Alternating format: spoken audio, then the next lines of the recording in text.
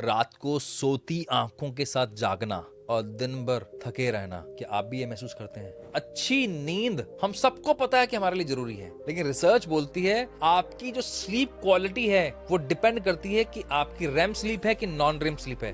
क्या है, मैं वीडियो के अंत तक आपको बता दूंगा, और कैसे आप अपनी स्लीप की क्वालिटी बढ़ा सकते हो वो भी आपको मैं आज बताने वाला हूं। लेकिन रिसर्च की बात सुन लीजिए। हार्वर्ड बिजनेस की एक रिसर्च बोलती है जिनकी स्लीप की क्वालिटी अच्छी नहीं है उनको डायबिटिक होने के चांसेस ज्यादा होते हैं, उनको हार्ट डिजीज पहले हो जाती है। इवन उनका जो प्रोडक्टिविटी है, प्रॉब्लम सॉल्विंग एटीट्यूड है, डिसीजन मेकिंग एटीट्यूड है, वो भी लो हो जाता है। और मैं जानता हूं आप ये प्रॉब्लम नहीं चाहते अपनी लाइफ में।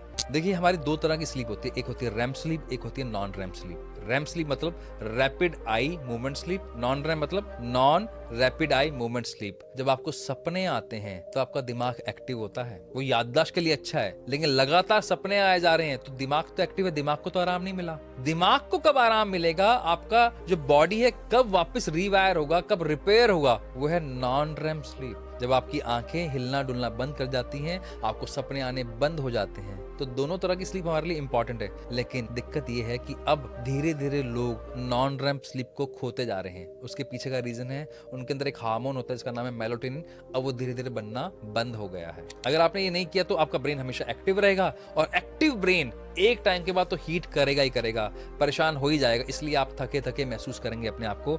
इसी वजह से जब हम सुबह उठते हैं तो हमें थकान महसूस होती है, शरीर ऐसा लगता है कि जान ही नहीं है, जबकि हमने पूरी 8 घंटे की नींद ली है, क्योंकि स्लीप क्वालिटी हमारी कैसी है, डाउन। आज मैं आपको 2 इंपॉर्टेंट टिप्स बताने वाला हूं कि आप अपनी स्लीप को कैसे बेहतर कर सकते हैं। पहली वो टेक्निक है जो नासा अपने एस्ट्रोनॉट्स के लिए करता है। वो क्या करता है, वो 3 चीजों पर ध्यान देता है। एक, आपके आसपास का वातावरण कैसा है, लाइट यानी कि। दूसरा, ऑडियो की क्वालिटी यानी कि आसपास किस तरह की आवाजें हैं। तीसरा है टेम्परेचर। तो वो क्या बोलते हैं, अगर आप कमरे में डार्कनेस रखेंगे, पूरा अंधेरा रखेंगे, तो आपका मेलाटोनिन जल्दी ट्रिगर होता है, आप आराम से सो सकते हैं, आपको नॉन रैम स्लीप बहुत इजीली आ जाएगी। दूसरा, आसपास किस तरह का शोर नहीं होना चाहिए। अगर शोर लगता है तो ईयरबड्स का यूज कर सकते हैं आप, या कॉटन लगा लीजिए ताकि थोड़ी सी वॉइस कम आपको डिस्टर्ब करे। तीसरा, टेम्परेचर 18 डिग्री से लेकर लगभग 23 डिग्री के बीच में कमरे का टेम्परेचर होना चाहिए, हल्का सा ठंडा होना चाहिए। ये 3 अगर आपके पास हैं तो आपको नींद बहुत अच्छी आने वाली है। सेकंड टेक्निक बहुत इंटरेस्टिंग है, इसे बोलते हैं बॉडी स्कैन मेडिटेशन। आप सोने से पहले जब आप बिस्तर पे आ चुके हैं और आपको पता है अगले 15-20 मिनट में आप सो जाएंगे,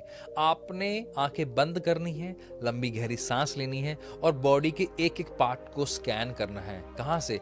पैर से, यानी कि आपके अंगूठे से आप उसको स्कैन करना शुरू कीजिए। पहले आप राइट अंगूठे पर अपना पूरा ध्यान ले जाइए, फिर धीरे धीरे ऊपर बढ़ते जाइए, नीज पर, थाइस पर, आपके स्टमक पर, फिर आप लेफ्ट पैर पे शुरू कीजिए, लेफ्ट, फिर लेफ्ट नी, फिर थाइस, पूरा ऐसे आगे, फिर धीरे धीरे ऊपर आता है। एक एक बॉडी पार्ट को स्कैन कीजिए, वो धीरे धीरे रिलैक्स होता जाएगा। जितना वो रिलैक्स होगा आपकी उतनी ही गहरी नींद होगी, उतनी अच्छी नींद होगी। ये दोनों एक्टिविटी आपके लिए बहुत इंपॉर्टेंट है, आप दोनों कीजिएगा। ये एक्टिविटी कैसी लगी आपको, कितनी जल्दी आपको नींद आई, अगले दिन आके कमेंट बॉक्स में जरूर बताना। ये उन लोगों के साथ शेयर कर देना जिनके साथ नींद की दिक्कत है, अपने दोस्त, अपने परिवार के साथ। Thank you, bye bye, take care, signing of.